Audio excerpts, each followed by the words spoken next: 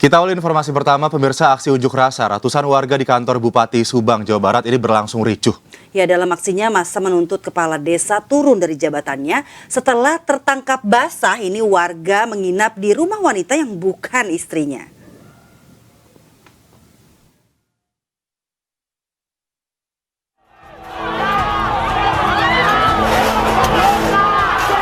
Unjuk rasa ratusan warga Kalensari, Kabupaten Subang, Jawa Barat di kantor Bupati Subang ricuh Senin siang. Kericuhan terjadi ketika massa memaksa masuk ke kantor Bupati Subang. Warga merobohkan gerbang kantor Bupati Subang yang dijaga ketat oleh petugas kepolisian dan Satpol PP.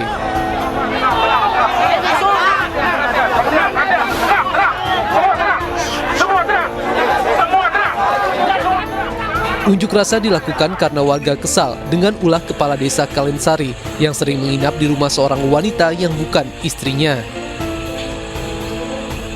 Menurut warga, tindakan kepala desa tersebut telah mencoreng nama baik desa yang merupakan daerah santri. Warga menuntut agar kepala desa tersebut diturunkan dari jabatannya. Ya, nggak masuk ke ranah hukum. Kami nggak masuk ke ranah hukum. Ya memang barangkali ada hukum seperti itu. Yang kami masuk adalah tindakan asusila. Ya.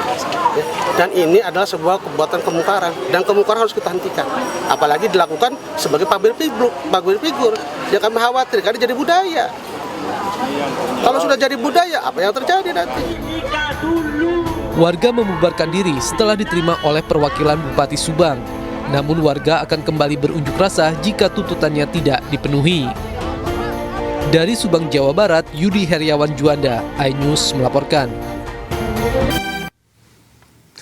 Pemirsa, kembali di iNews Today, masih bersama saya Aldi Hawari, juga rekan saya Dian Mirsa. Kita bicara mengenai hak angket yang masih menjadi pembicaraan publik nasional ya. Wacana menggunakan hak angket DPR ini guna mengusut dugaan kecurangan pemilu 2024 terus bergulir sampai hari ini. Namun, partai pengusung Ganjar PDI Perjuangan belum memberi keputusan.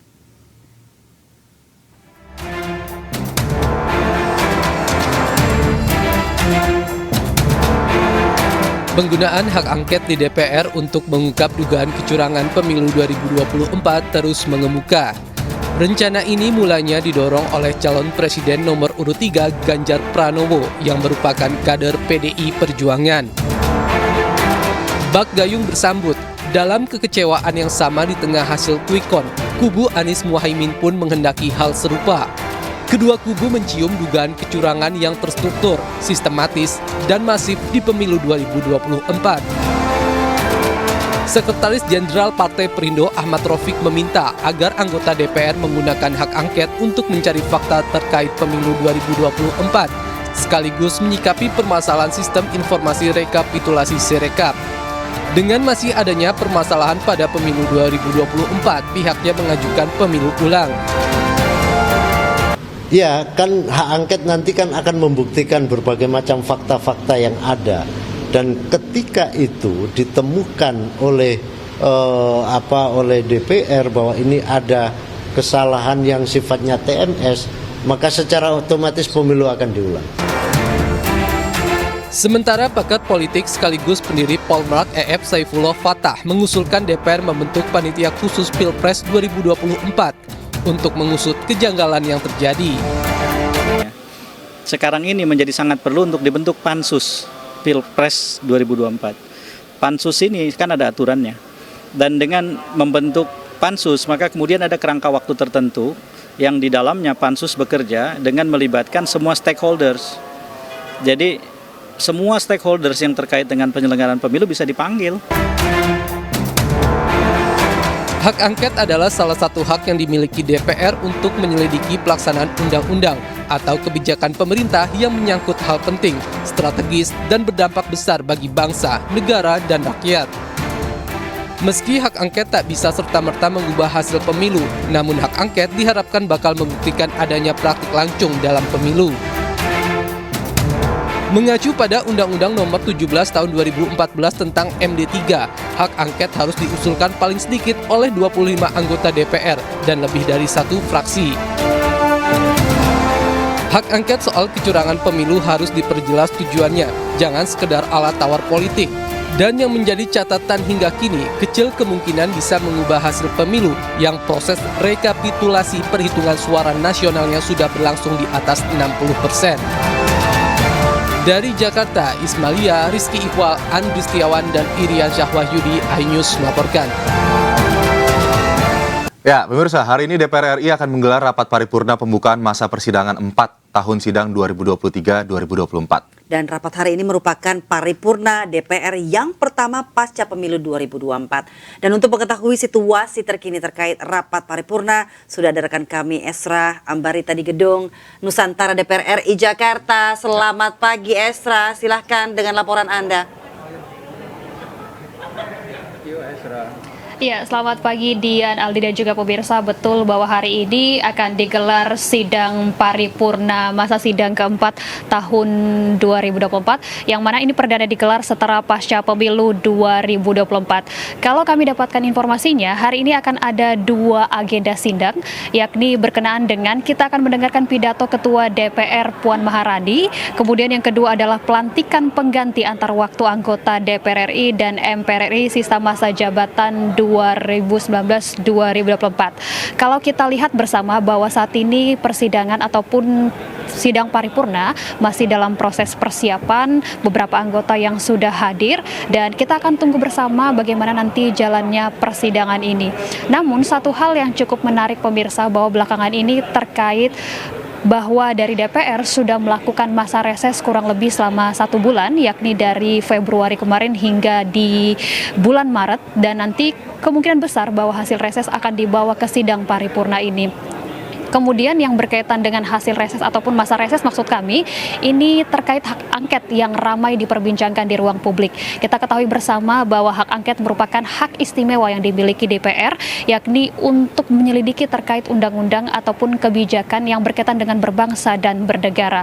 Hak angket yang cukup disoroti adalah berkaitan dengan adanya kecurangan pemilu 2024, bahwa kita ketahui ini sudah ramai sekali disoroti apakah betul ada kecurangan pemilu 2024 yang dilakukan pada 14 Februari 2024. Namun tentunya kita akan dengarkan bersama apakah hak angket ini akan diproses, mengingat memang kalau hak angket ini harus memenuhi beberapa syarat. Kalau kita menukil dari Undang-Undang Nomor 17 Tahun 2014, setidaknya harus ada 3 syarat yang harus dipenuhi. Yang pertama adalah harus minimal disetujui 25 anggota, kemudian harus disetujui lebih dari 1 fraksi, dan yang paling utama adalah harus disetujui oleh setengah dari anggota DPR yang hadir di persidangan kali ini. Apabila nanti hak angket ini berbuah hasil dengan persetujuan, kemungkinan besar akan dilanjutkan dengan pembentukan panitia angket yang kemudian ini juga akan mengikuti prosedur rapat lagi kurang lebih dari 6 bulan untuk membahas betulkah ada kecurangan pemilu 2024. Namun perlu diketahui, apabila hak angket ini memiliki suara sekitar 50%, ini adalah gabungan dari suara partai politik dari pasangan 01 dan 03, dengan catatan keduanya sama-sama memiliki kekuatan partai politik untuk mengatakan bahwa hak angket ini perlu disetujui. Demikian, kembali ke Anda Dian dan Aldi di studio. Baik, terima kasih Esra Ambarita. Kami nantikan laporan Anda terkait dengan jalannya rapat paripurna dengan 2 agenda, dan juga akan diisukan hari ini juga akan dibahas mengenai digulirkannya hak angket untuk menyelidiki kecurangan pemilu 2024 ya. Terima kasih Esra, selamat bertugas kembali. Dan pemirsa, wacana penggunaan hak angket di DPR RI untuk mengusut dugaan kecurangan pemilu 2024 masih terkesan maju mundur nih. Iya enggak gitu. Ya, padahal sebelumnya disebutkan bahwa 5 fraksi dari PDIP, kemudian PKB, P3, PKS, dan Nasdem ini telah bersepakat untuk mengajukan hak angket tersebut. Lalu apa kemudian yang membuat seolah terjadi kegalauan ini ya, maju mundur seperti yang Ica bilang tadi untuk mengajukan hak angket tersebut? Kami membahasnya dengan Lusius Karus dari peneliti Forum Masyarakat Peduli Parlemen Indonesia atau Formapi, juga ada pakar telematika Roy Suryo, dan Ketua DPP Bidang Politik Partai Perindo Yusuf Lakaseng. Dan nanti juga akan bergabung dengan kami anggota DPR RI fraksi P3 Ahmad Baidowi ya. Kita langsung sapa saja para narasumber kita. Selamat pagi. Selamat pagi Bapak-bapak, salam sehat selalu. Selamat pagi juga Pak Yusuf dan Pak Lius Karus. Baik, kita ke Pak Roy dulu ya. Di sini ada Dian dan Aldi. Mas Roy, ini Dian. kita seperti perbincangan kita ya minggu lalu begitu ya. Ini apa yang membuat masih maju mundur gitu? Ya, karena kan bagaimanapun juga kepentingan yang paling besar itu kan politik ya, gitu. Jadi politik itu tidak bisa terkait antara satu dan lain hal. Kita tahu bahwa mungkin kemarin saling pada nunggu, misalnya paslon 01, ya ini pengalaman saya waktu dulu ya 2 periode di DPR. Itu nunggu 03 menyampaikan dulu, karena kan di sana ada motor penggerak yang paling kuat teman-teman dari PDIP, ya kan gitu. Tapi kan PDIP yang kenceng-kenceng kan anggotanya gitu. Saya belum melihat, terus terang saja, statement yang cukup keras dari ketua PDIP gitu. Misalnya Mbak Puan itu belum nampak gitu. Padahal yang lain kan tampak kenceng. Nah, sementara di PPP juga kemarin kita lihat PPP-nya sih kenceng. Nanti kita tanya ke Mas Awi nanti. Tapi kan ada ketua Bapilunya malah kayaknya sudah, Mas Salahuddin Uno kan kayaknya mau gabung ke pemerintah gitu. Nah, kayak gitu. Itu biasa itu. Nah, belum lagi. Nah, ini saya minta tolong nih nanti Mas Lusius Karus dan kawan-kawan gitu. Selidiki juga. Biasanya di tengah-tengah angket itu ada bau-bau tak sedap gitu ya. Wow, bau-bau tak sedap. Apa nih, Bang Roy? Itu. Ya, bau-bau tak sedap tuh siraman, tapi bukan siraman rohani. Oke. Siraman apa nih?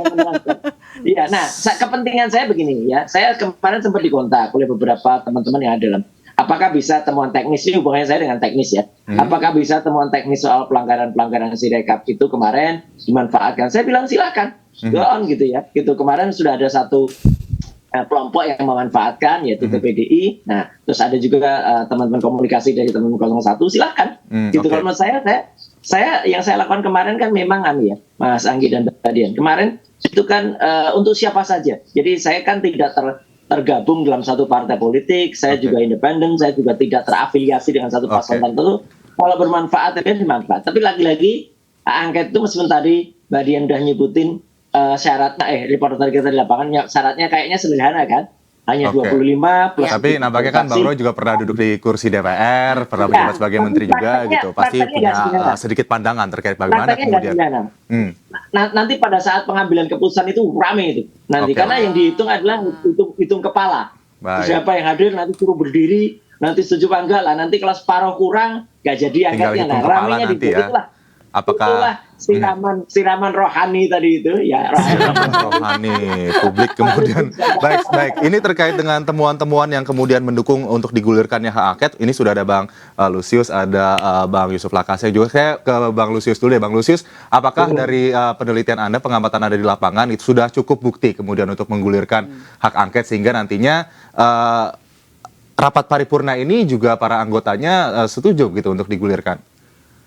Mestinya sih hak angket itu digunakan DPR untuk mencari bukti ya, jadi tidak tergantung pada ketersediaan bukti sebelum mereka memulai hak angket itu. Ini saya kira ini hanya tinggal menunggu apakah ada orang atau ada anggota DPR yang berani untuk kemudian misalnya mengumpulkan tanda tangan dukungan dari 25 anggota DPR lainnya, lebih dari satu fraksi gitu ya.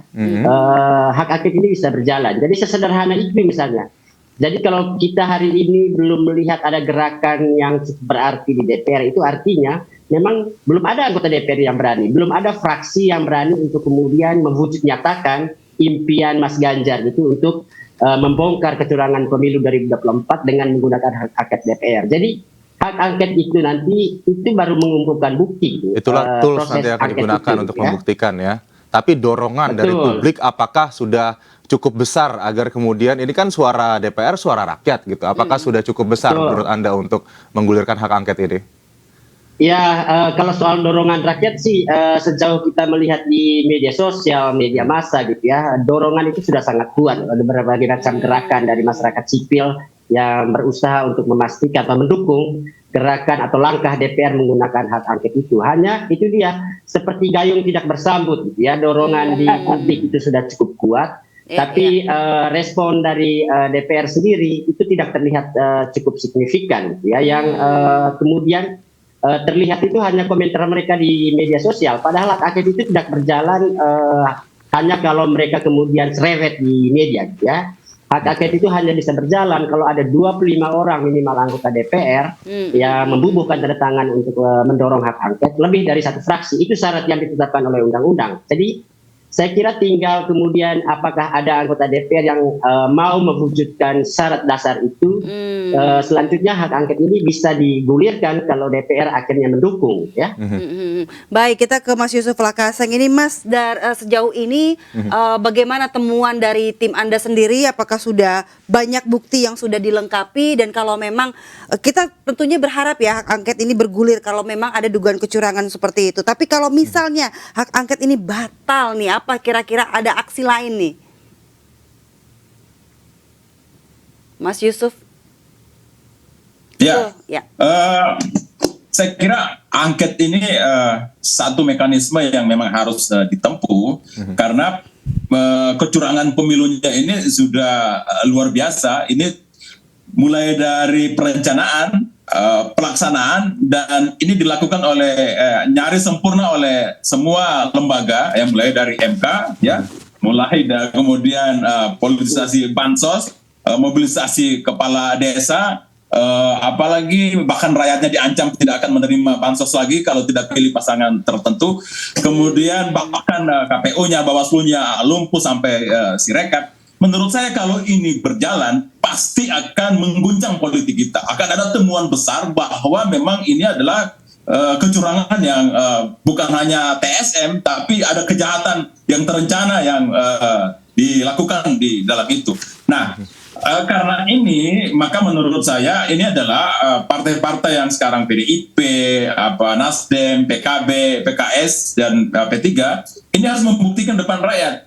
Jangan sampai ini hanya menjadi alat tawar, kemudian untuk masuk menjadi bagian dari pemerintahan baru. Itu yang kita khawatirkan. Ada politik dagang sapi di situ, ya, untuk mendapatkan kue kekuasaan lebih besar lagi. Karena biasa kita tahu politisi kita banyak mentalnya kayak begitu, ya.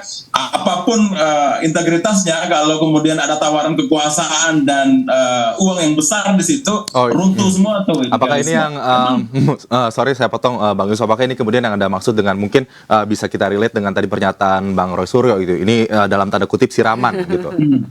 Ya itu dia memang. Nah, kuncinya DPR ini kan ada pimpinan partainya. Mereka itu kan yang paling ditakutkan oleh anggota DPR itu kalau disanksi sampai di PAW, dan itu kewenangan itu ada di pimpinan partainya. Nah, ini kalau pimpinan partainya udah bersatu, ya, Pak Ibu Mega, Pak Surya Paloh, Caimin, dan Presiden PKS sudah bilang oke, kita bismillah angket, maka saya kira ini akan berjalan mulus pada prosesnya. Di tengah sisa waktu masa kerja DPR sekarang ini kan sebenarnya cukup, karena angket itu kan 6 bulan masa kerjanya. Jadi saya sih berharap bahwa angket memang betul-betul digulirkan, bukan menjadi alat tawar politik untuk politik dagang sapi agar mereka masuk dalam kekuasaan, tapi betul-betul untuk menyelamatkan demokrasi kita. Karena pemilu kali ini adalah pemilu terburuk, terjelek, ya, terkacau sepanjang sejarah kita, ya, di mana ada presiden kekuasaan menggunakan kekuasaannya secara sewenang-wenang dan di luar kepatutan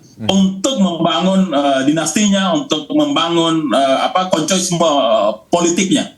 Dan ini harus diberi sanksi, ya, agar tidak menjadi pelajaran atau tidak menjadi inspirasi bagi kekuasaan berikutnya. Saya khawatir nanti presiden berikutnya terinspirasi dari Pak Jokowi ini.